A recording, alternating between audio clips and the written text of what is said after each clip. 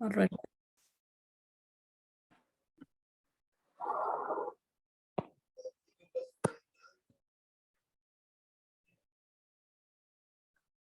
Let's begin by offering our respects to the founder Acharya of ISKCON, His Divine Grace, A.C. Bhaktivedanta Swami Srila Prabhupada.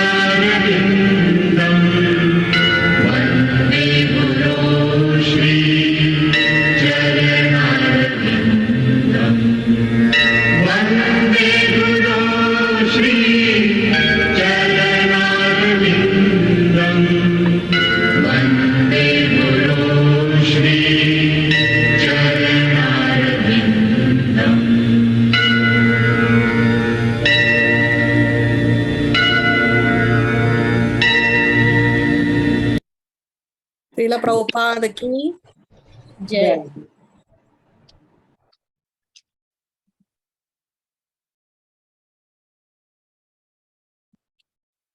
Om Agyana Timirandasya Yananjana Shalakaya Chakshurun Militam Yena Tasmai Shri Gurave Namaha. Nama Om Vishnu Padaya Krishna Presthaya Bhutale Srimate Bhakti Vedanta Swamin Iti Namine. Namaste Saraswate Deve Gauravani Pracharine Nirvishesha Shunyavadi Paschatya Deshatarine. He Krishna Karuna Sindhu Dina Bandhu Jagatpate Gopesha Gopika Kanta Radha Kanta Namostute Tapta Kanchana Gaurangi Radhe Vrindavaneshwari Vrishabhanu Sute Devi Pranamami Hari Priye Vancha Kalpataruvyascha Kripa Sindhu Vya Evacha Patitanam Pavanebhyo Vaishnavebhyo Namo Namaha. Jai Shri Krishna Chaitanya Prabhu Nityananda Shri Advaita Gadadhar Shri Vasadi Gaura Bhakta Vrinda. Hare Krishna Krishna Krishna Hare Hare Hare Rama Rama Rama Hare Hare. Please repeat after me. Om Namo Bhagavate Vasudevaya. Om Namo Bhagavate Vasudevaya. Om Namo Bhagavate Vasudevaya. Om Namo Bhagavate Vasudevaya.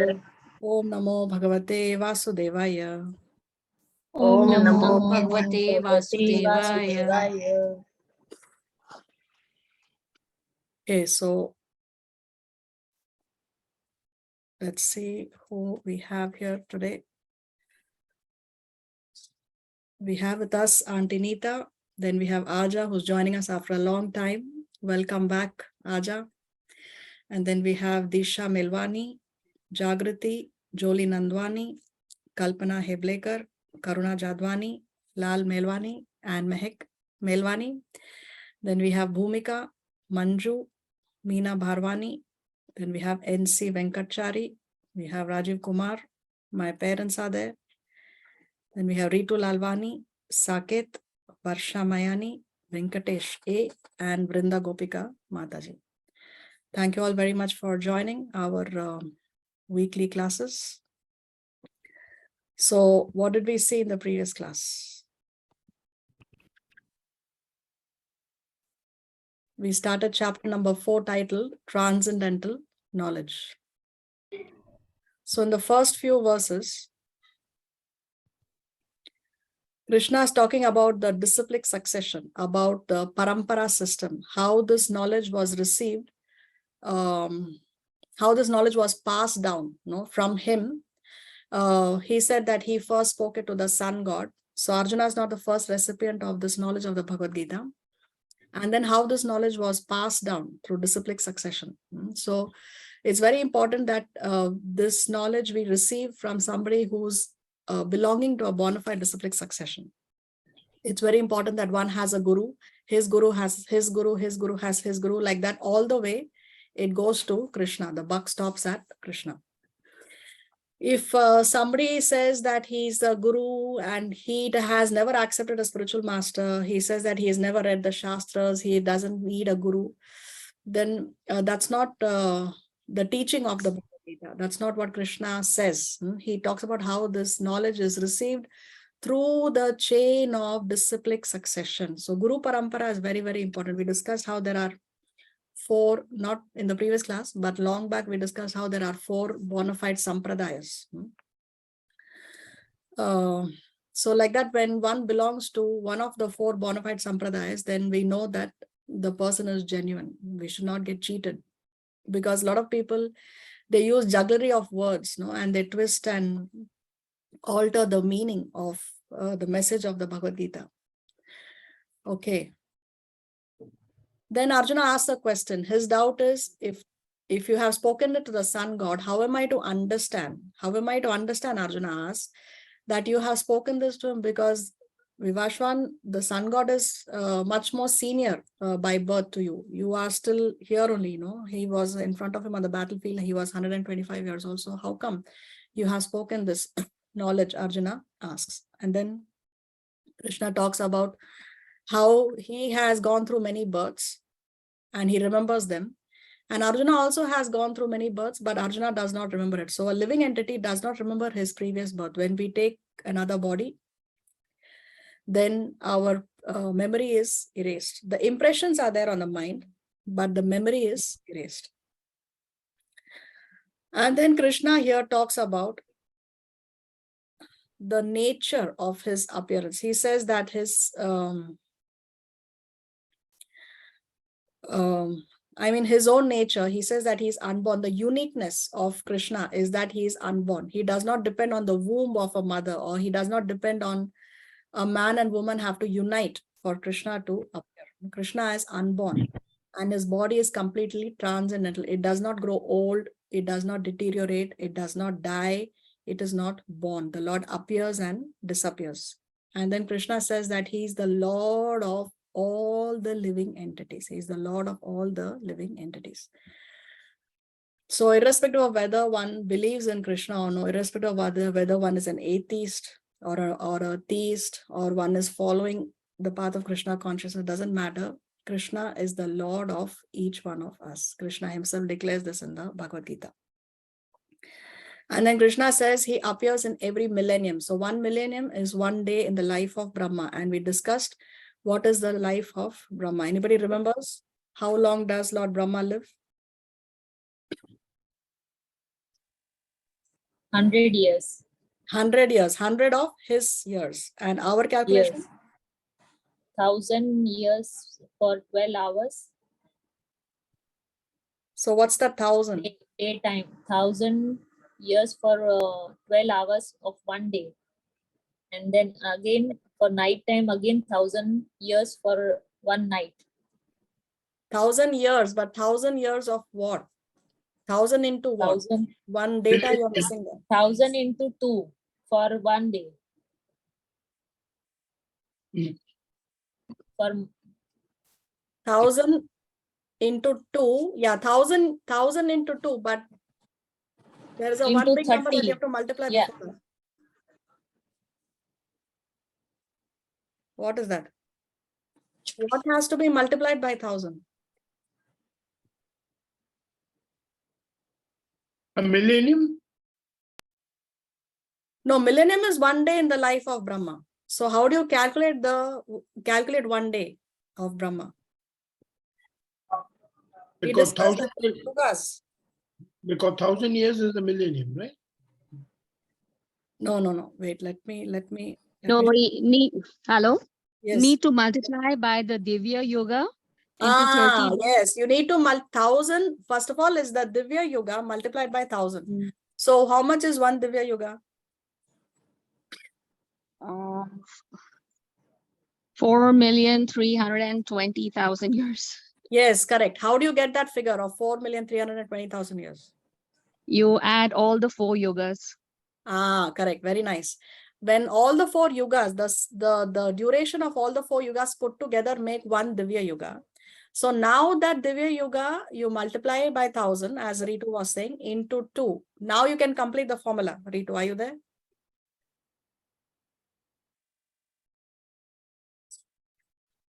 So 1,000 into 2 into 30 days into 12 months Yes. for And 1 year. correct. And your final figure is? And then into 100 because he lives for 100 years, right? Yeah, he lives for 36,000. So no. No. What's No, the no, no, no.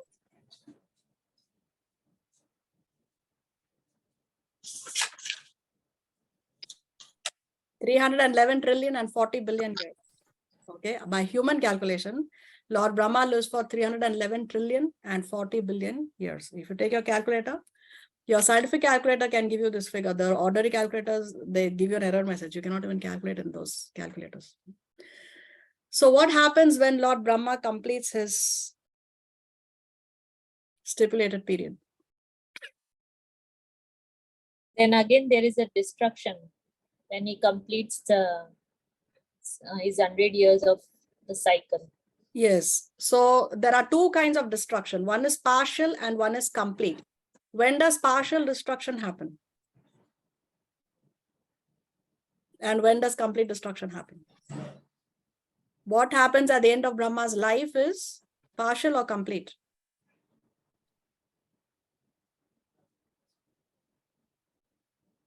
Complete, right? Yes, complete destruction. And when does partial destruction happen? At the end of Brahma's? Even Brahma, Lord. At the end of Brahma's day, no? Day? Yes, very nice. At the end of Brahma's day, there is partial destruction. At the end of Brahma's lifetime, there is complete destruction. And the whole process again, Satya Yuga starts rolling again. So what happens to all the living entities who are not yet qualified for liberation? Where do they go when there is destruction? We die and go to not godly places. So where do they go?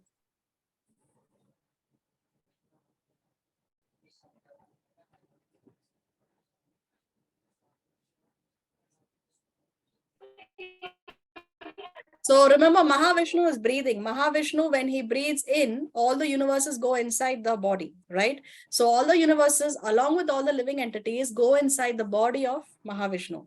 And then again, Mahavishnu breathes out. All the living entities are again coming into this material realm, and they again continue from where they left off because they are not yet qualified to become liberated, right? Those who are qualified for liberation, they go to the spiritual world, but those who are not yet qualified, even at the end of destruction and even at the end of so many trillions of years, then they are in the body of Mahavishnu until he breathes out, and then they continue from where they left off. This is what happens. And then at the end of Brahma's lifetime, somebody else who is qualified to become Lord Brahma, he occupies the post. Now, question, what happens if nobody is qualified to become Lord Brahma and the post is vacant? Then what happens? Who can say?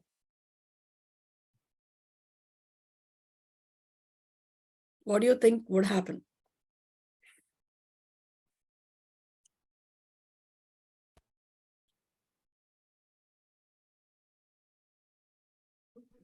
Okay, we'll leave that for now. We will answer the question in the midst of today's class. Okay. Today, we will be beginning with a shloka which every Indian knows. Very, very famous 2 shlokas. But before that, please tell me who can read today.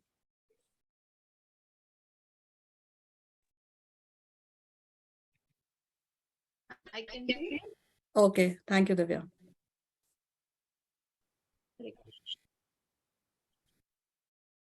Let's hear the shloka. Yada yada hi dharmasya glanirbhavati bharata abhyutthanam tadatmanam srijamyaham. Whenever and wherever there is a decline in religious practice, O descendant of Bharata, and a predominant rise of a religion, at that time I descend myself. So Krishna is talking about when he comes, no, the time of his descent. When does he come? Whenever there is a decline in religious practices and there is a rise of irreligion. That time Krishna says, that time I descend myself. He personally comes. Okay, he personally comes. So we saw how he comes once in the day of Brahma. And we discussed how we are very fortunate that we are in the same Divya Yuga cycle in which Krishna appeared, right? So this we already saw previously. He appears in every day of Brahma in the 7th Manu. So how many Manus are there in one day of Brahma? We discussed this in the previous class. 14. 14. Yes, 14. 14 Manus. So he comes during the 7th Manu. And in every Manu's reign, there are how many Divya Yugas? 28. Not 28. 71. Cycles. 71, yes, 71 Divya Yugas. So one Manu reigns for 71 Divya Yugas. So in the 7th Manus, 28 out of the 71 in the 28th Divya Yuga. And now in that Divya Yuga, all the 4 Yugas are there, right? Because all 4 Yugas put together is the Divya Yuga. So in that Divya Yuga, he comes during the end of Dwapar Yuga. Because the day Krishna departs, then Kali Yuga begins. Kali Yuga cannot come unless Krishna is present on the planet. So he comes at the end of Dwapara Yuga, just when Kali Yuga is about to begin. So now currently, which of the 14 Manus is reigning? Which, the first, second, third, which one of the 14 is reigning currently?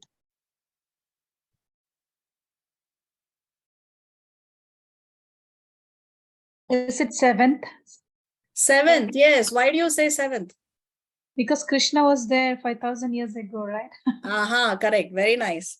So we are in the same Manu where Krishna appeared. Remember, I said that we are in the same cycle of Divya Yuga when Krishna has appeared. So right now, it is a 7th Manu who is reigning. So our current Lord Brahma is how old?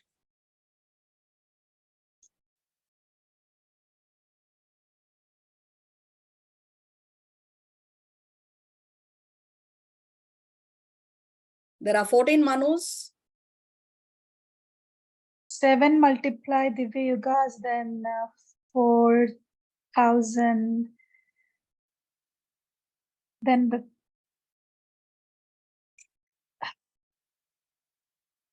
one day Okay, of we the don't month. have that calculation here. But our current Lord Brahma is in his 51st year. Okay, he's in his 51st year currently. Okay, so let's go to 4.8.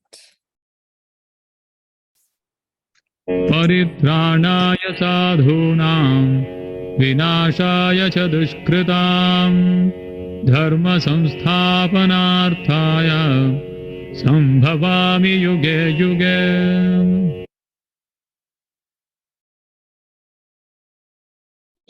To deliver the pious and to annihilate the miscreants, as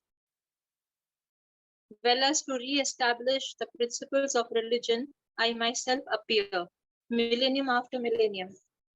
So now Krishna is explaining the purpose of his descent. Why does Krishna come, right? Previously he said when he comes, but now he's explaining why he comes. So he gives 3 reasons. What are they? One is paritranaya sadhunam, for the devotees, for the deliverance of his devotees, right? To deliver the pious. Number 2, he says vinashaya cha dushkritam, the dushkritam, the miscreants, right? The demons. He is coming to vinashaya cha, to destroy or to annihilate the miscreants.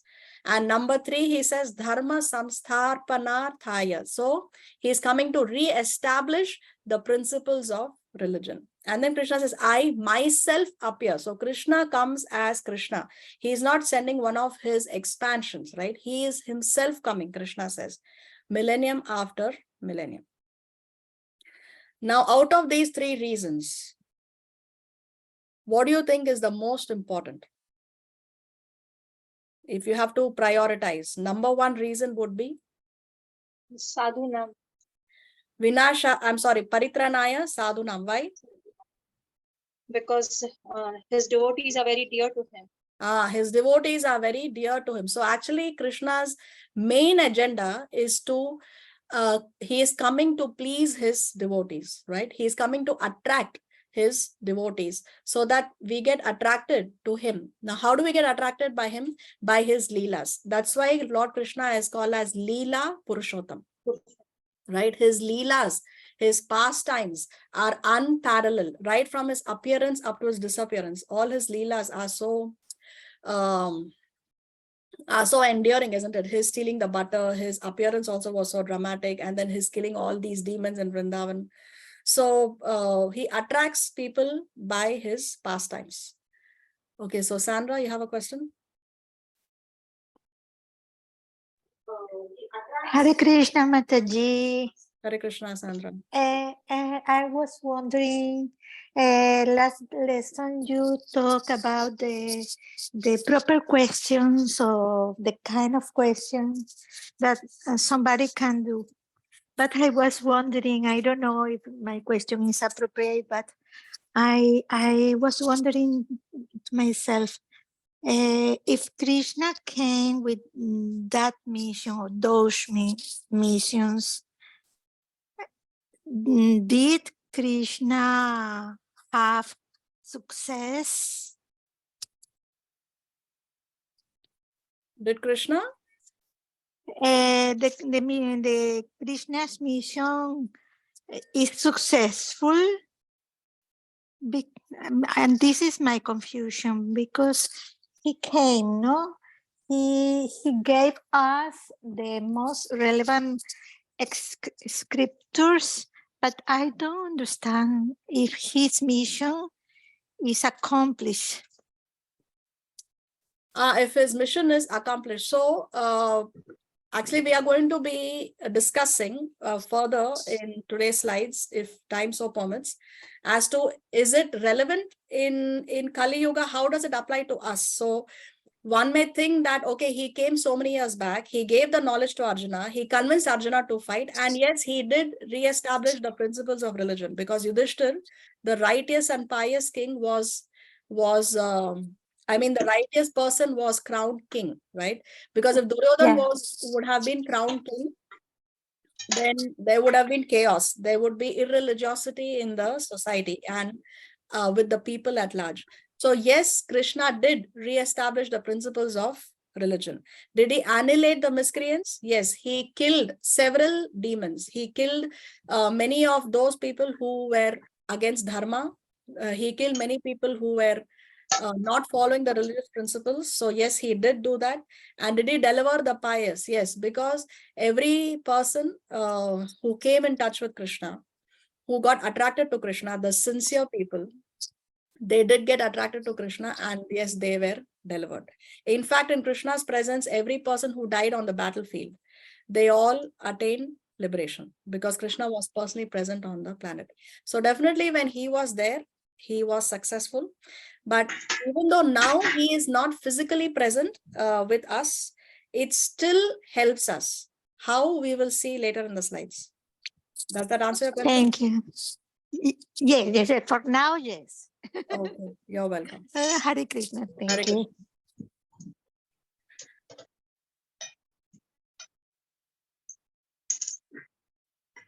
So here, why does Krishna appear? We just discussed these three reasons. But his actual agenda is to please or satisfy the devotees and attract the lost children. Because this thing of killing the demons, he can send even his expansion, right? Any one of Krishna's expansions can also come and kill the demons. That does not require Krishna to personally come. And even to re-establish the religious principles, he can send his representative. He can send a knowledgeable person, a pure devotee, in order to preach and re-establish the principles of religion. So for that also, Krishna does not have to personally appear. So his real agenda is that he comes for the sake of his devotees, because the devotees are hankering, right? They want to see Krishna, and they want to, the sincere people, Krishna wants to attract the sincere people towards him so that they can be delivered. Now we have to remember that Krishna is not some kind of a dictator where he wants everybody to worship him, where he wants everybody to surrender unto him. And because, one may think, because previously in the previous class, we saw how Krishna said that he is the Lord of all the living entities. So one may think that why is Krishna speaking like that? Why is he saying that I am the Lord of all living entities? Why is he blowing his own trumpet? One may think that he's showing off. But the fact of the matter is, unless we don't surrender to Krishna, irrespective of which path we may be following, ultimately spiritual world is Krishna, right? We have to go to Krishna, irrespective of who we are, where we are born, which religious principle we are following. Ultimately, only if we surrender to Krishna, we can go back to the spiritual world. So therefore, Krishna is only stating the facts. If the president of the country says, I am the president of the country, he is just stating a fact. He's not showing off. Yes. So Krishna is stating these facts so that the sincere people will be attracted to him and they can be delivered. It's not that Krishna is interested in blowing his own trumpet. Krishna is not a dictator. He's a benefactor. It is for our benefit that he says what he says. So therefore, because he wants to attract the lost children, he performs pastimes in all 5 rasas. Now there are 5 rasas. Rasas means mellows or moods. Now different devotees connect to Krishna in a different way. Not everybody sees Krishna as a paramount, right? Somebody connects to Krishna as a friend. Somebody may connect to Krishna as a servant. Somebody may connect to Krishna as a parent. Somebody may connect to Krishna as a lover. So in order to attract all categories of devotees, right, irrespective of whether you're attracted to Krishna, because some people are more attracted to Bal Gopal, right? They like to worship the Bal form or the child form of Krishna. Some people are attracted to Krishna as a lover, like Mirabai always saw Krishna as her husband, right, as a lover. So she was attracted to this rasa, Madhurya rasa. But personalities like Devaki, Vasudev, Yashoda, they were in this Vatsalya rasa. They were attracted to Krishna because for them, Krishna is their son. For Yashoda, Krishna is her son. That's it. Irrespective of he's killing so many demons, irrespective of irrespective of the fact that she saw the whole universe in Krishna's mouth. For her, Krishna is her son. So she is praying. She prays to Lord Vishnu for the protection of Krishna. Because for her, Krishna is my son. That's it, nothing else. So like that, different devotees connect to Krishna differently. And therefore, he performs leelas or pastimes in all the 5 rasas. Now, what are these 5 rasas? Is here. So the constitutional position of every living entity is in one of the 5 rasas. So every living entity means it includes even us. It includes even us. But probably for somebody who's beginning in Krishna consciousness, it is not yet revealed. This constitutional position is not yet revealed. Anyway, so what are the 5 rasas? Shanta rasa, appreciation of the Lord in terms of his greatness, opulence, omnipotent nature, kindness, etc. Neutral state. So in the Shanta rasa, one is not actively serving the Lord, but is in the neutral stage. One appreciates the greatness of the Lord, but is not actively serving the Lord on a personal basis. So example of this is the grass in Vrindavan, for example, right? Or the trees. Krishna is sometimes under the shade of a tree. Now, the living entity, which is in the body of the tree, is providing shade and breeze to Krishna, but is not actively serving Krishna, neutral stage. Then, Dasya Ras. Awe and reverence of Shanta Rasa are still there, but one has added service to the Lord. So now there is active servant, relation as a servant, right? Dasya ras. So the best example of this is Hanuman. Hanuman was there at the beck and call of Lord Ramachandra. Everything that one word from Lord Ramachandra, immediately Hanuman is ready to execute that instruction. So Hanuman is in the Dasya ras with the Lord. Then we come to Sakhya ras. Sakhya ras, here the formality of Dasya is God. See, when one is a servant, so always there is formality between the master and the servant. There is a formality. But in Sakhya ras, in friendship, that formality of the servant relationship is not there. So there is more intimacy in Sakhya ras than there is in Dasya ras. So here one relates to the Lord as a friend. So this is Arjuna and Krishna. You can see photos of how Arjuna and Krishna are sitting together and they are laughing and joking, right? They are on the same platform. So they are laughing and joking and having fun. So Arjuna's relationship with Arjuna was in the Sakhya ras. Then Vatsalya ras. Here there is more intimacy than there is friendship, right? But here the relationship is that of being protective and nurturing, right? Here the relation is as a parent. So we discussed how Yashoda and Devaki, they are all in the Vatsalya ras. They see Krishna as their son. Now there is more intimacy in Vatsalya ras than there is in Sakhya ras. There are many things that we can confide with with our parents, but we cannot reveal it to all our friends. Yes, we may be also I mean, when we go out with friends, we make sure that we are we appear a certain way, like we comb our hair, we have we wear clothes that are ready. I mean, at home we may be dressed in torn clothes also, but we are with our parents, so it doesn't matter to us. But when we are with friends, then we are more conscious, right? So there is more intimacy in Vatsalya ras than in Sakhya ras. Now, highest intimacy is when you relate to the Lord as a conjugal lover. So Srimati Radharani and all the gopis of Vrindavan, they share this Madhurya ras with Krishna. So everything is there. Here formality is broken and there is appreciation for Krishna, which is full of care and nurturing. So in Madhurya ras, there is the protective and nurturing relationship, as well as there is more intimacy. So one may be very, very I mean, one may not be appropriately dressed also in front of your conjugal lover, with your husband, with your wife, but you cannot do that with your parents. So therefore, there is more intimacy in Madhura ras than there is in Vatsalya ras. So as we proceed from Shanta ras to Madhura ras, the intimacy increases. The intimacy increases. So somebody may relate to Krishna like in Shanta, some in Dasya, some in Sakhya.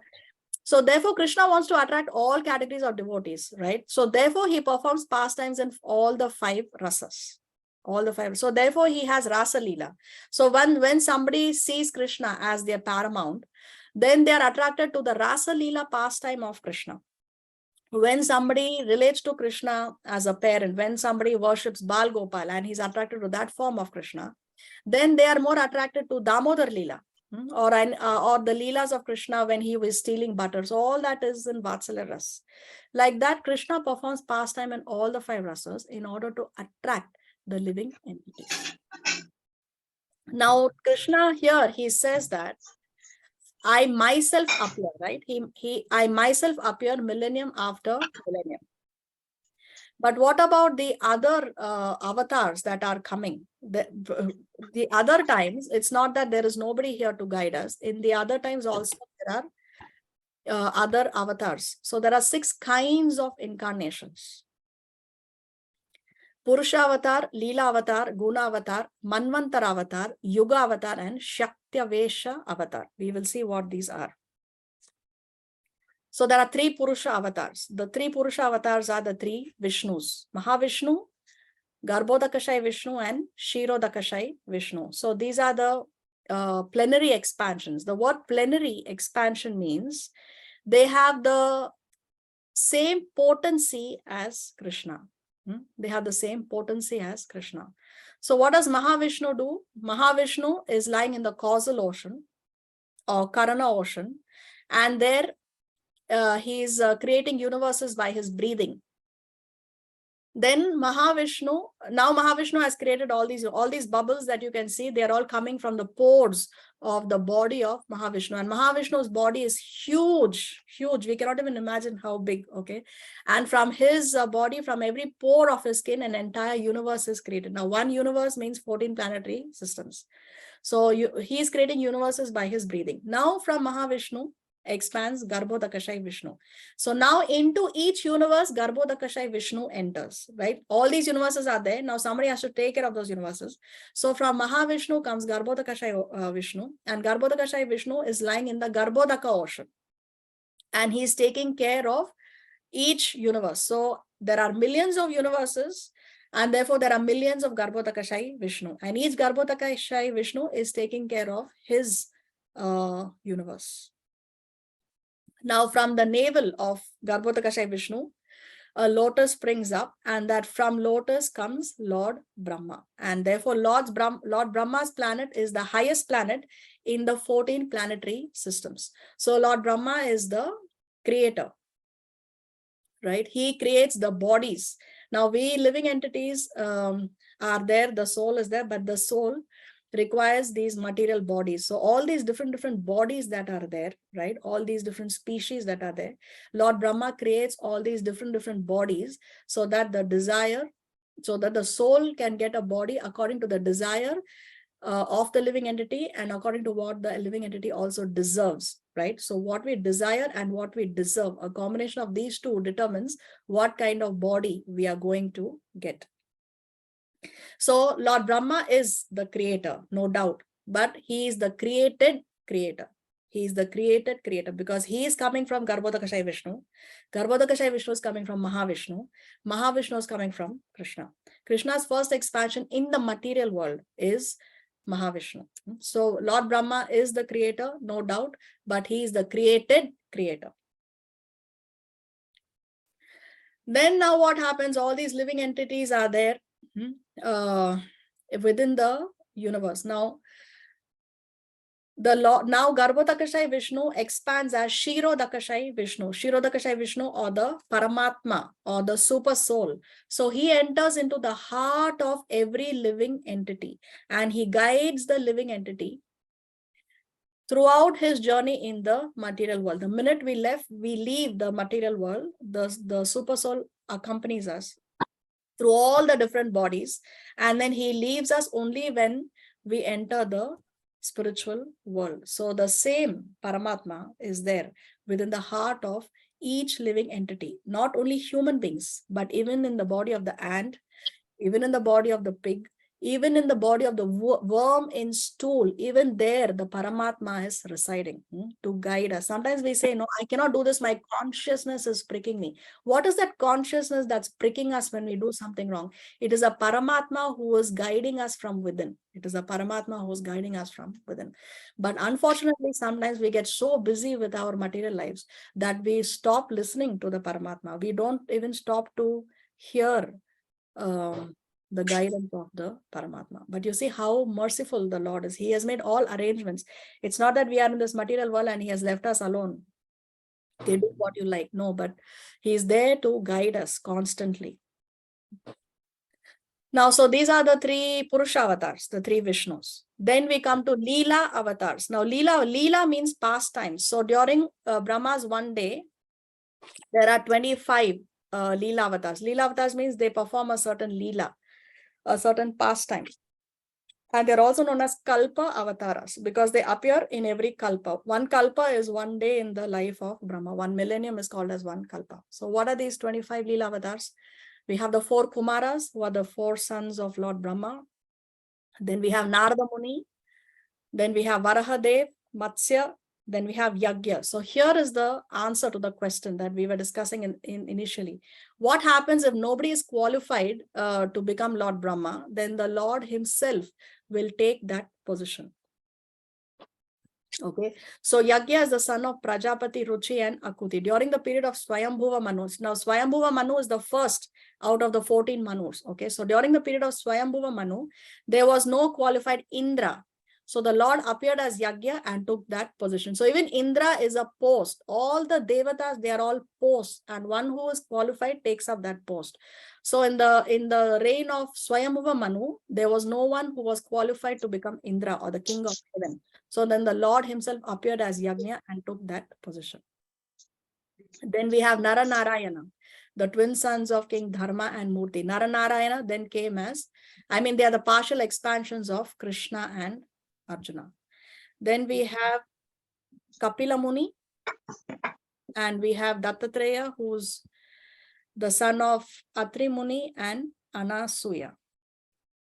And then we have Hayagriva, Hamsa, the swan incarnation. Then we have Prishni Garbha. When Dhruva Maharaj was engaged in his deep meditation, that time, and then at the end of 6 months, the Lord appeared personally in front of him. So it was Prishni Garbha, this form of the Lord, who had come before Dhruva Maharaj. Then we have Rishabh Dev. Then we have Prithu Maharaj. The earth is called Prithvi because of Prithu Maharaj. You can read his stories there in the Srimad Bhagavatam also. And then we have Narsimha Dev, who killed Hiranyakashipu in order to save Prahlad. And we have the tortoise incarnation, Kurma. Then we have Dhanvantari, the father of Ayurveda. Then we have Mohini, when the Lord came in the form of a very beautiful woman. Then we have Vamana Dev, the dwarf incarnation. Then we have Parashuram, Lord Ramachandra. Then we have Vyasadev, who composed, who put all the Vedic literature into writing, right? He wrote everything down for us. Then there is Balaram, who is also the first plenary expansion of Krishna. Krishna's first expansion is Lord Balaram.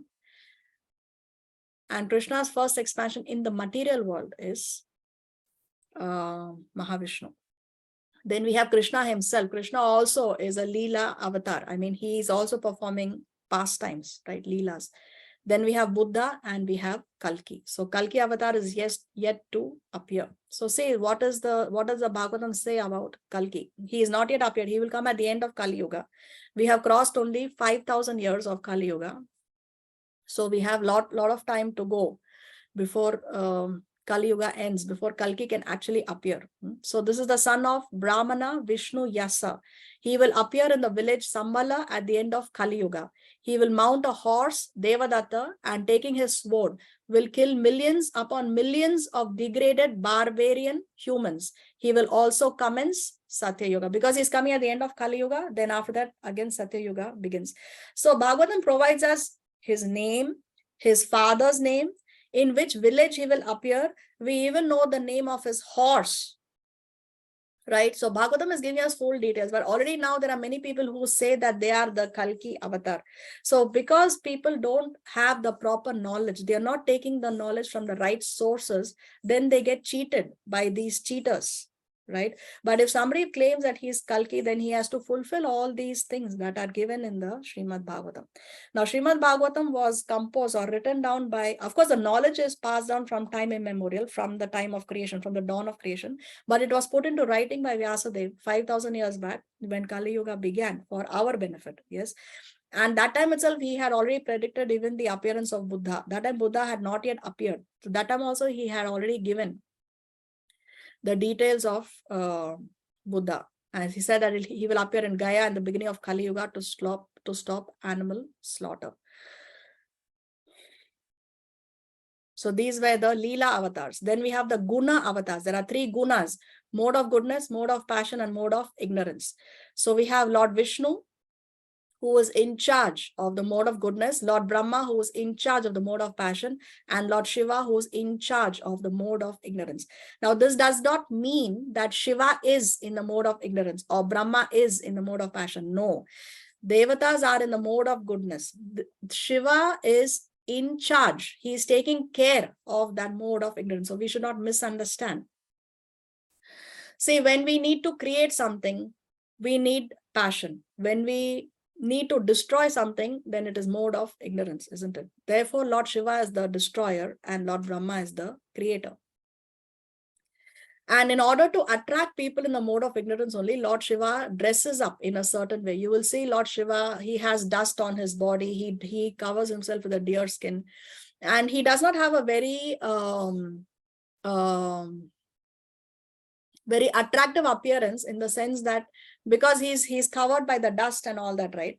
So why he dresses up like that? Out of mercy for the people who are in the mode of ignorance, the ghosts and the spirits, no, they are attracted to this kind of a form. So, and he is their well-wisher, because he is in charge of the mode of ignorance. So these people, the ghosts and spirits, are attracted to that kind of a form, and therefore he dresses up like that out of his causeless mercy for these people. Therefore, one of Lord Shiva's name is Bhutnath. He's called as Bhutnath because he is the well-wisher of the ghosts and the demons. Now, Lord Brahma is in charge of the mode of passion. Therefore, he's the creator, or rather, he's the created creator. And Lord Vishnu, he is in charge of the mode of goodness. He maintains. He's in charge of maintenance. Now, easiest is to destroy. More difficult than that is to create. But the most difficult job is to maintain. We can be very passionate. All right, I'm going to do this. I'm going to start a new venture. I'm going to start a new business. Mode of passion. Very nice. Okay, we start off. It's even more easier to shut the business down. No more. I'm frustrated. Shut the business. Even more easier is to shut it down. Mode of ignorance. But the most difficult part is to maintain your business. No. So therefore, maintenance is most difficult amongst the three. Then we have the Manvantara avatars. As we discussed, there are 14 Manus during the day of Brahma. So we have the 14 names here. You see, the first Manu was Swayambhuva Manu. And right now we are in the 7th, right? Vaivashvata Manu. So these are the names of the 14 Manus. Each Manvantara is presided over by a different Indra. Then we have the Yuga avatars. Now we know that there are 4 Yugas: Satya Yuga, Treta Yuga, Dwapara Yuga, and Kali Yuga. So in each Yuga, there are different avatars. And they are called as the Yuga avatar. So the Srimad Bhagavatam also gives us a detail. In the 4 Yugas, Satya, Treta, Dwapara, and Kali, the Lord incarnates in 4 colors: white, red, black, and yellow.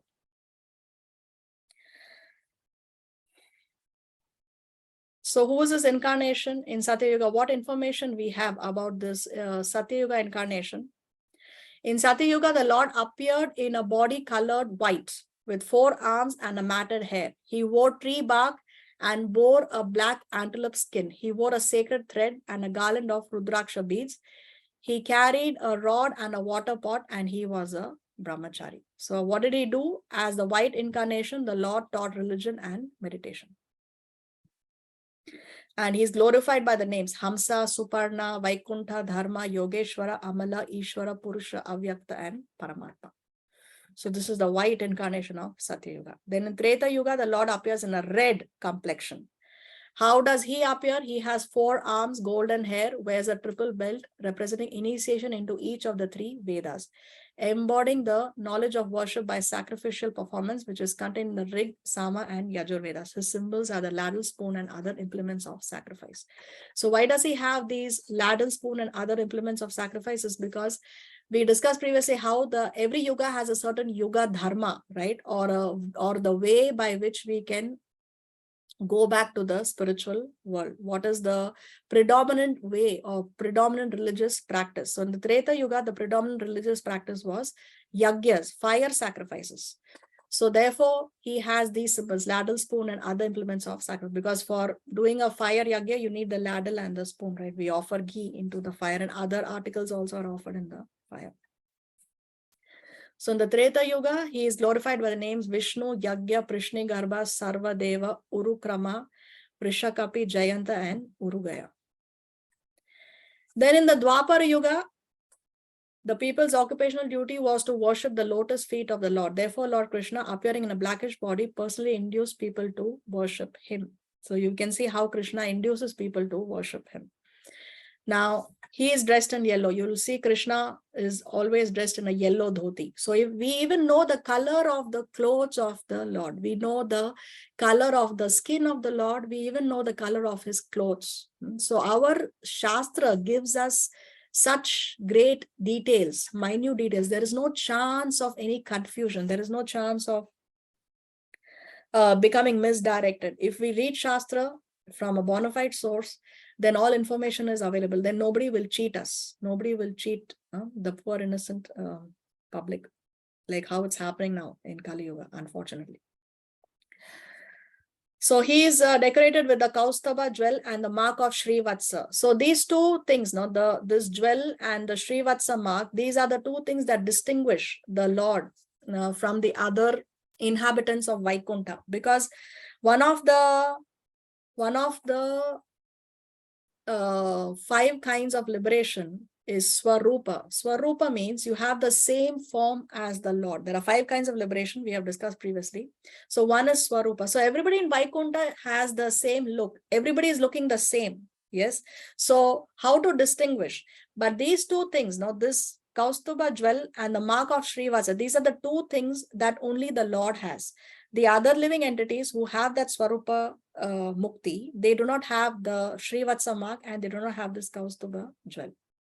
What is a Srivatsa mark? Srivatsa mark is a curl of hair on the Lord's chest that indicates that the Lord's chest is the residence of Lakshmi Devi. Lakshmi Devi resides in the heart of Narayan.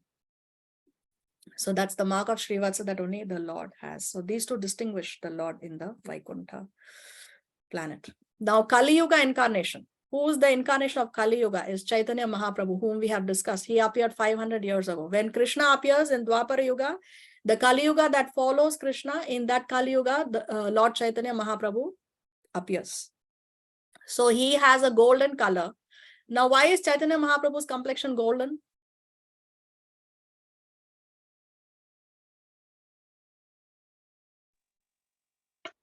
Because Sri Chaitanya Mahaprabhu just came in Srimati Shri Radharani's bow.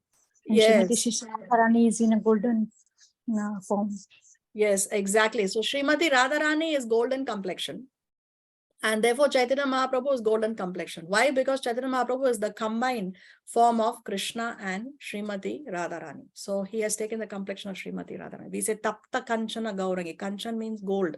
Right? Tapta Kanchana Gaurangi. Shri Radhe Vrindavaneshwari. So she is golden complexion. Okay. So in the age of Kali, he assumes a golden color and he's accompanied by his personal devotees. What does he do? Introduces Harinam Sankirtan, the chanting of the Hare Krishna mantra. By this process, he delivers love for Krishna to the general populace. So it is Lord Chaitanya Mahaprabhu who has given us this Hare Krishna mantra. This Hare Krishna mantra is not a mental speculation of someone. It's not that Prabhupada gave us a new mantra. He's only given us that which is given in disciplic succession, isn't it? So Lord Chaitanya Mahaprabhu gave us this mantra. Previously, this mantra was there in the Vedas, in our Shastra, but it was secret. It was given only to those who are qualified.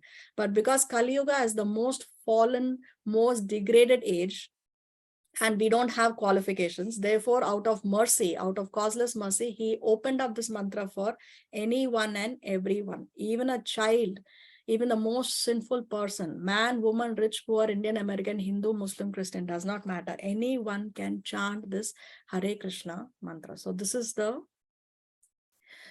what Chaitanya Mahaprabhu gave us. His place of appearance is Sri Mayapur Dham. If you get the opportunity, please do visit Sri Mayapur Dham. It's a 3.5 to 4 hour drive from Calcutta.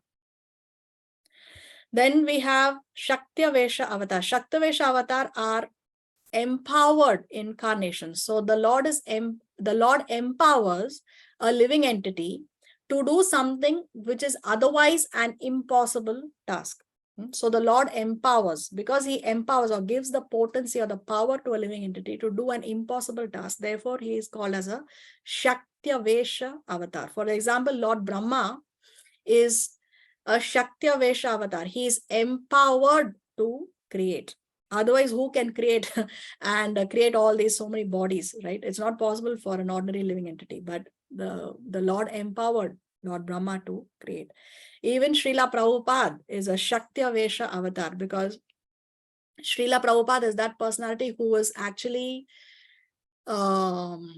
predicted in the Shastras. The Shastras actually predict the appearance of Srila Prabhupada. The Shastras predict that how there will be this person he will come and he will spread the chanting of the holy name in every town and village, in every town and village. So previously it was only limited in India. In India, you can see people with dhotis chanting the holy name, but it was not seen in the Western world. But Srila Prabhupada has taken this chanting in the Western countries as well. So every town and village, the Shastra actually predicted Srila Prabhupada. So Prabhupada is that personality who is predicted in our scriptures. So therefore, Prabhupada is also a Shaktya Vesha Avatar. He was empowered to spread this knowledge in every town and village. So here's a summary. These are the 6 kinds of incarnations. So Krishna appears as Krishna once in the life of Brahma. But in the meanwhile, there are these other incarnations that appear and they come and they go. There are as many incarnations as there are waves in the ocean. 4.9. Janma karma cha me divyam evam yo veti tattvataha tyaktva deham punarjanma naiti mameti sorjuna. Translation. Divya, are you there? One who knows the transcendental nature of my appearance and activities does not, upon leaving the body, take his birth again in this material world, but attains my eternal abode, O Arjuna. Okay, so here Krishna is talking about the nature of his appearance. He says that his nature, his appearance is transcendental. And what is the result of understanding the transcendental nature of his appearance? What is the result of understanding the transcendental nature of his activities? Is that upon leaving this body, we will not take birth again in this material world. So here Krishna says that once you attain moksha, once you come to the spiritual world, you will not take birth again in this material world, but attain the eternal abode, O Arjuna. So Krishna is saying that my appearance and my activities, janma and karma, are divyam, they are transcendental. Krishna's birth, Krishna's janma, and Krishna's activities, karma, are not ordinary activities like our activities. Now we cannot take birth wherever we want. We cannot take birth, we cannot choose our parents, we cannot choose our place of birth, right? We have to accept the body that we are getting according to what we deserve and what we desire.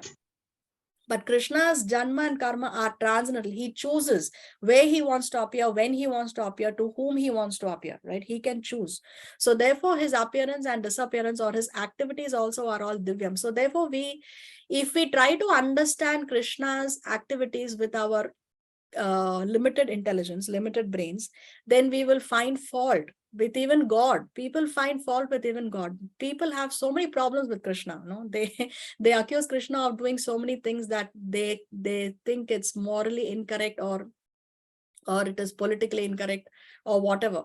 So people find fault with even God. Why? Because we cannot understand with our material mindset, with our limited intelligence, we cannot understand he who is unlimited. The Lord is unlimited. He's Ananta, right? And we have very small, minute intelligence. And still, if we do not understand from Guru Sadhu Shastra, if we don't understand or we don't read what the Acharyas have to say, then we will misunderstand. Then we will find fault with even God.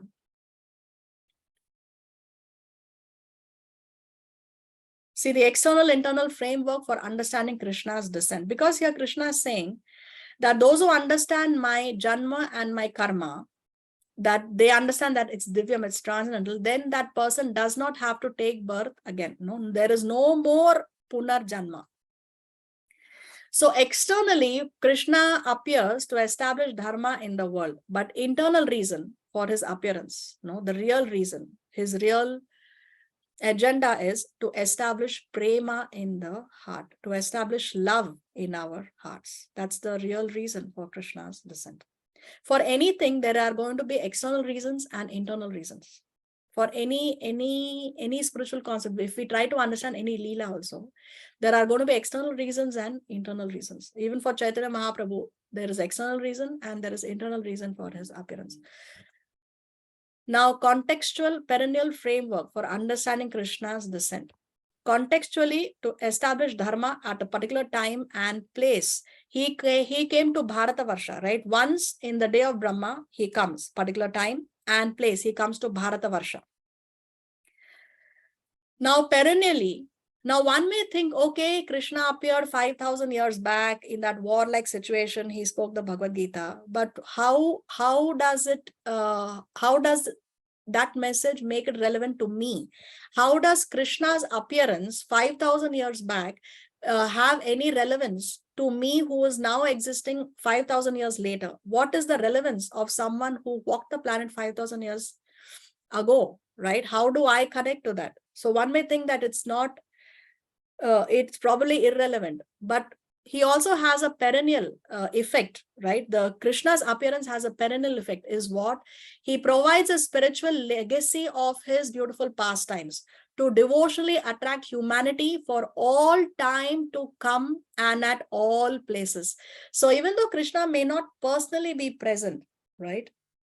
Now, still he has left behind the legacy of his Leelas. So when we read those Leelas, when we hear those Leelas, then we feel an attraction for Krishna. And when we feel that attraction for Krishna, then we want to surrender to Krishna. Then we love Krishna. We can only surrender to a person whom we love, right? We cannot surrender to a person whom we don't love. A child loves, when the child is still young, the child loves his parents and he follows the instructions of parents. As the child grows, then there are other dynamics that come into picture, but you see that love is there. So when we love someone, we surrender to that person. So how are we going to love someone is when we are attracted to that person. So Krishna leaves behind a legacy of his Leelas so that we can be attracted towards him. And why he wants that we should be attracted towards him is so that we can get benefited, we can be delivered, we can go back to the spiritual world.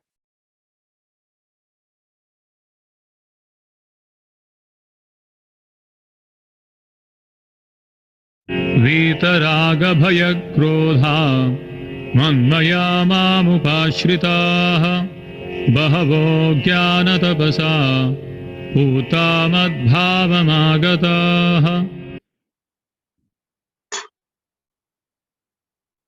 Being freed from attachment, fear, and anger, being fully absorbed in me, and taking refuge in me, many persons in the past became purified by knowledge of me, and thus they all attained transcendental love for me. So here Krishna is talking about the result of going beyond liberation to a state of absorption. Previously he said, no, the person will not take birth again. So what is the result of that? We attain transcendental love for Krishna. Now see this line, Vita Raga Bhaya Krodha. Krishna is repeating this again. Previously he spoke this in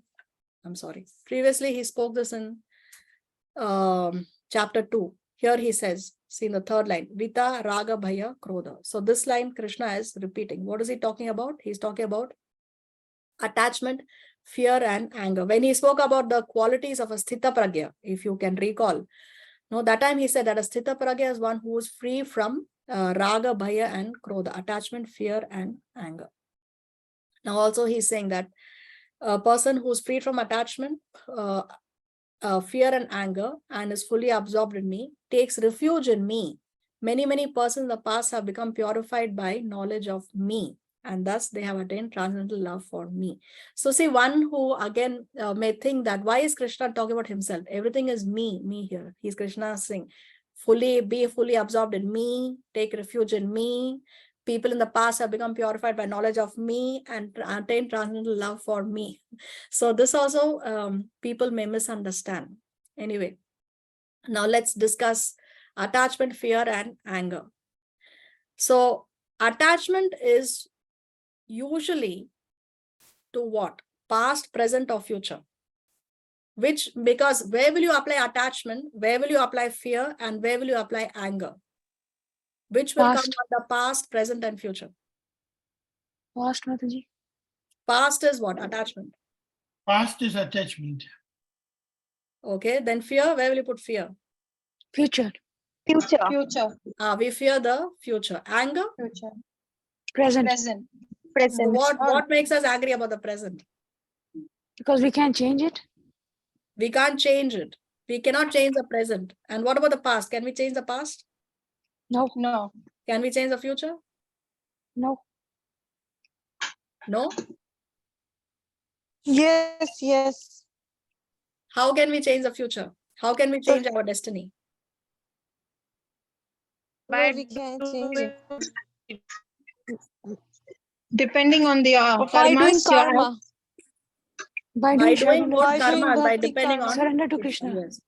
Okay, so our current situation is because of what we did in the past. Yes. So by the moment to moment choices we make today in the present, that will determine our future. So if we surrender to the Lord, if we engage in devotional services, then we can change our present by our present activities. So we fear the future. Attachment to the past or to the present? past. So why do we fear the present? I mean, don't you think something is not right? Anger, I'm sorry. Anger. Fear is for the future. Anger and attachment. When somebody does something wrong to us, do we have the grudge in our hearts? Is it easy for us Yes, to we do. forgive If and we are forget? not devotees, yes, we do.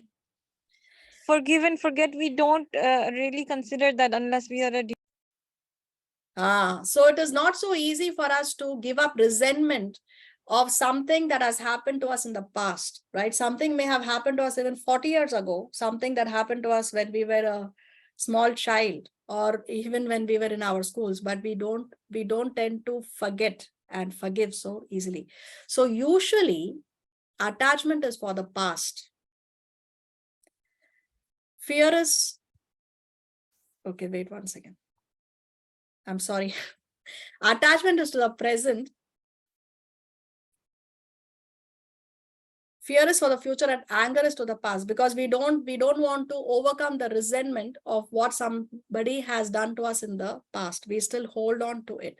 We are more attached to what we have with us in the present, like, you know, the money we possess, the property we possess, our family members, whatever we have at present, we are attached to it, right? And we fear the future.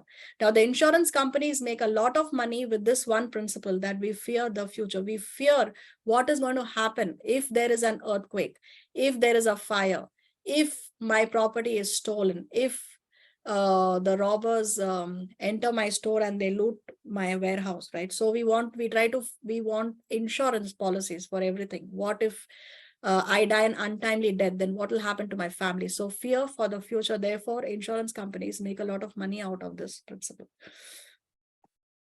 Now, can we spiritualize anger, attachment, and fear?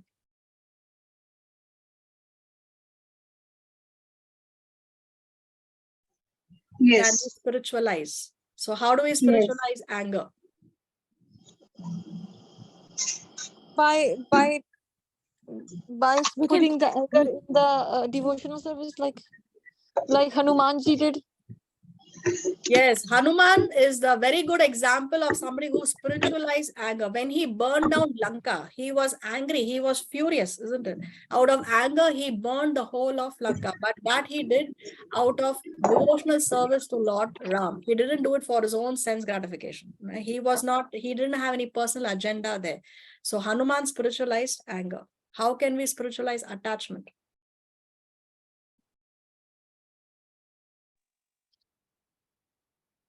Attachment spiritualized by putting attachment to bhakti, like Krishna's Leela and everything, into the devotee service and everything. Yeah, we get attached to the Lord, to the Lord's devotees, his pastimes, anything connected to the Lord. If we are attached to that, then we spiritualize attachment. Then future, how can we spiritualize, fear? How can we spiritualize fear? What do If we you have to surrender, fear? Prabhupada, no, yeah, we well, surrender completely to Krishna. We have no more fear because Prabhupada says someone who chants 24 hours in their mind and work 24 hours for Krishna has no anxiety or fear, and he guarantees that. Yeah, but how do we spiritualize fear? There is fear, but it is spiritual. By chanting, by, by taking your senses and putting them in devotional service. Okay, anybody else wants to try?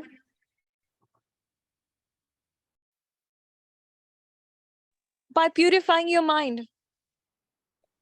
No, but how to spiritualize fear? Or give me an example of spiritualizing fear. What does a devotee fear? What does a devotee fear? the fall down. The devotee A fears fall down. of Yes, very forgiveness, nice, Shivani. 100 and, points. and also Right? the forgetfulness of Krishna. Yes, a devotee fears a fall down. A devotee fears falling a prey to Maya. A devotee fears that there may be a day when he is no more attached to the spiritual name. He is no more attached to Krishna. Srila Prabhupada also would say, that he prays that he does not fall into Maya. So this way we can spiritualize.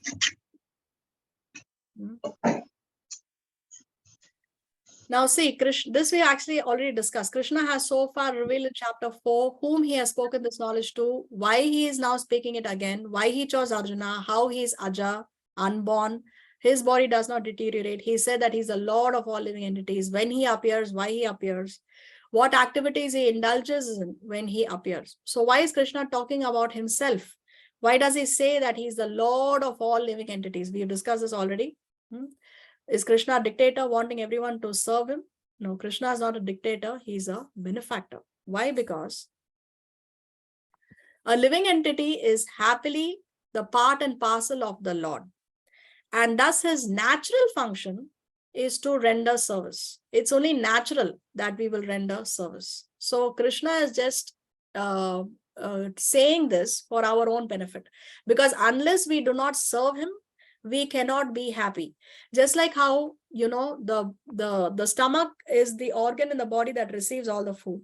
But if the hands and legs say that I have to work so hard and the food goes to the stomach, and so the stomach is enjoying. If the hand says I'm doing all the work now, I don't want to give the food to the stomach, I'm going to enjoy independently. Can it be possible? It cannot be possible. So therefore the hand has to work to give the food to the stomach. When the food goes to the stomach, automatically all the parts of the body receive nourishment, including the hands.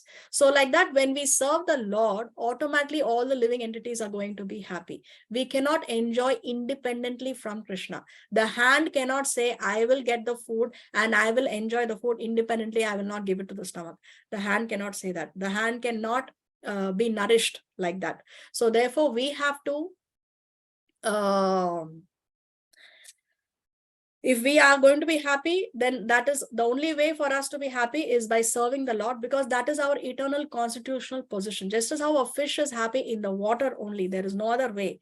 Therefore, in the same way, we can be happy only by serving the Lord. Any other factor is not going to help us be happy. So therefore, for our benefit, only Krishna says what he says. So Krishna is not a dictator, he's a benefactor. We'll stop here. We'll continue in the next class if Krishna so sanctions. Srila Prabhupada ki jai, Srimad Bhagavad Gita ki jai. Hare Krishna. Hare Krishna. Thank you, Mataji. Koti Koti Dhanvat Pranam. Srila Prabhupada, Srila Gurudev ki jai. Jai Jai Pataka Maharaj ki jai. Jai Shri Ram Mataji ki jai. Please accept our humble obeisance. Shri Shri Bhagavad Gita ki jai. Thank you, Mataji. Thank you. Hare Krishna. Thank you, Radhe. Krishna Mataji. Okay, so do we have any questions? Mataji, when is Kartik starting? Yeah, so this is something that, some devotees begin Kartik after Ekadasi. On Ekadasi, they consider the first day of Kartik. Some devotees, they consider Purnima to be the first day of Kartik, and some devotees consider Pranipat. Pranipat is actually the first day of the month. So I will give you all the 3 dates, and you can follow from whatever you feel inspired by. In Mayapur, at least the devotees follow it from the month of from Kartik. I'm sorry, from Ekadasi. I think I have lost it. There are 3 dates. Okay, some devotees begin on Ekadasi, some devotees begin on Purnima, and some devotees begin on the first day of the month. So Kartik here at least, I'm sorry, Ekadasi date here in Chile is 25th of October. So you can follow from the 25th of October, or from Purnima, which is on the 28th of October, or the first day of the month of Damodar would be 29th of October. That's the first day of the month. That is Pranipat. Give me 1 second, Mataji, let me write it down. Okay. 25, 28, 29. 25 you is said- Ekadasi, 28th is Purnima, and 29th is technically the first day of the month. So 25, 28, and 29, you said, right? Yes. I don't know if you have the So- same dates for the US. So where are Ekadashi coming up on the 9th, Monday? Yes, for you it's on the 9th, for us here it's on the 10th. Tuesday is Ekadasi for us. That's yeah, that Ekadasi comes before, but this Ekadasi that's for Kartik is 25th, here in Chile at least. Oh, what I'm seeing on my calendar is saying 24th. So then for you it will be 24th, 27th, and 28th for you. 24, 27, 28. Our last day of Chaturmas is 27th. Yeah, it says 28, start of Damodar Mass. Kartik begins on 28th. Okay, thank you. You're welcome. So can you tell us what we should do on the month of Kartik? Oh, sky is the limit. But but the most basic is you offer ghee lamps to Lord Damodar. If you have a photo of Krishna and Yashoda, we did a special Damodar class with the previous Bhagavad Gita batch on Zoom. I will share that link in the group. You can watch the videos for those who were not with us last year in the previous batch. And you can know all about why we celebrate this month, what is a pastime, what is a Leela. But what we do is we offer ghee lamps to Lord Damodar 4 times at the feet, 2 times at the waist, 3 times in the head, and 7 times whole body. Right? 4, 2, 3, 7 ghee lamps. And we recite the Damodar Ashtakam. There is a prayer called Damodar Ashtakam. You can Google it. It's there on YouTube. You can print a copy and you can also hear the song. As the song is playing, you can recite along. If you're not sure about the pronunciation, if you're confident about the pronunciation, you can just read on your own also, whatever you're comfortable with. But Damodar Ashtakam and ghee lamps is the basic thing that we need to do. And of course, maximize your devotional services. Chant as much as you can, read as much as you can, hear from bona fide sources as much as you can. Kartik month is how long? 1 month. Okay. It ends on the, here at least, in this part of the world, the last day of Kartik is 26th. 26th November is the last day. For you, it may be 1 day before or after in India. Okay, thank you. You can check your Vaishnava calendar, right? Anybody, wherever, let me share my screen 1 second. For us, it's 26th as well. Okay. At least that's what the There's a calendar says. website called Vaishnava calendar. Vaishnava So calendar. it says Mataji on the calendar like last day of Bhishma Panchak. Vishnu Panchaka is the last 5 days of the month of Kartik. And then it says, no, for the 26th, it's telling me Tulsi Shaligram Viva, last day of Kartik and Bhishma Panchak. Yes, correct. And then Sri Nimbarkar's appearance day and Sri Krishna Prastara, I don't know what is that. Something else. Like 4 or 5 things. 5 things. Yeah, here it doesn't show me all these things. And But then it's only anyway, on the 26th. I want to say that you go to vaishnavacalendar.com and you can put your city, wherever you may be located in the world. Right? Let's put India. Vaishnav. Let's go to, where shall we go? Mumbai. Yeah. So you go there, you put your city, and then you can access it here, see. So here you have these dates. This is the month of October. Yeah. Today is the 7th, right? So here for Chile, for Mumbai, Tuesday 10th is Ekadasi. And here you have the time when you should break the fast. And here you have the next Ekadasi. So some people will follow Damodar from here, or they will follow from Purnima 28th or 29th, which is Pratipad, which is the first day of the month. Here it says Damodar Mas. What is most advisable? Which one is best day to follow? Most advisable, the more you do, the more benefit you get. So if you start on Ekadasi, you get more benefited. And we count 29 days. No. You have to end on the day it ends only. Okay. Okay. Yes. Okay. So see, October is here, November. You have to follow till. Oh, it's not giving me that. 26th November. Here it's not going beyond 24th yet. They will update the website later, I guess. Okay, but you end it on the last day of Bhishma Panchakaundi, not before. Okay. Okay. Yes. Thank you very much You're welcome. for the class and for the dates. You're welcome. Mataji, Anything else so we need? as you said, sorry, I have Yes. a question. You said so we should, for more benefit, we should do it from the Ekadashi, right? Yes. Okay. Because auspicious day now, what do we have to lose? There is nothing to lose. The more we do, the more we are only going to get benefited. So there is no harm in starting from Ekadasi. Okay. What kind of fast can we keep? Fasting. Okay, there are many. See, that depends really. It's a personal, depending on your health, your situation. There are some people who would eat only one time a day. There are some people who eat only non-grain prasad throughout the month. So really it depends on your situation and your health. There is nothing shastric, so to speak.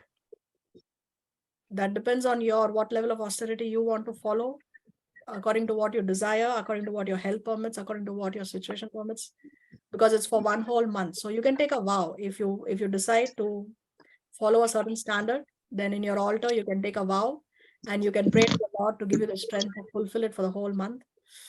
And then you do whatever you can. Okay, thank you, Mataji. Hare Krishna. Hare Krishna. Hare Krishna Mataji. Hare Krishna. What about our exams, the papers? The last day to submit is still you have a couple of days, right? Okay. There is still time for submission. Okay. Okay. 9th is the date. October 9th. Yeah, 9. So still 2 days are there. Okay. Thank you. You're welcome. Thank you very much, Mataji. Thank you. Hare Krishna. Hare Krishna. All right then. So see you all next week if Krishna so sanctions. Till then, have a nice week in Krishna consciousness. Vancha kalpataru vyascha kripa sindhu vevacha. Patitanam pavanebhyo vaishnavebhyo namo namaha. Srila Prabhupada ki jai. Srimad Bhagavad Gita ki jai. Jai. Hare Krishna, Pranam. Jai. Hare Krishna. Krishna.